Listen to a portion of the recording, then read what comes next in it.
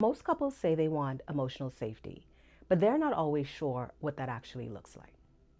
And this matters whether you are single, dating, or in a long-term relationship. Hi, I'm Sandra Gordon. I'm a licensed marriage and family therapist. I help couples and individuals build emotionally safe, healthy relationships with intention. A lot of people think emotional safety means there is no conflict, or that it means everything feels calm all the time. Emotionally safe relationships are not conflict-free.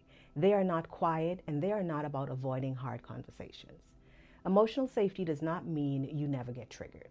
It means you can repair when you are.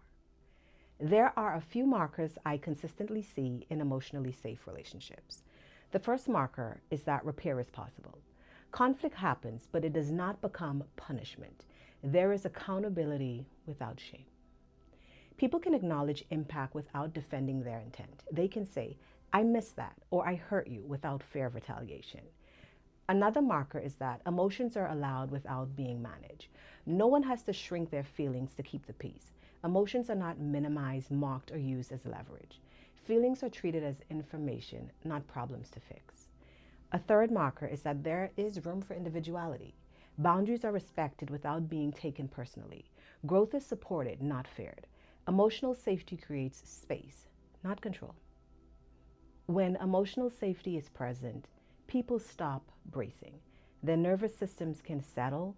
They do not have to scan for reactions or manage someone else's emotions. When emotional safety is missing, people become hypervigilant or shut down.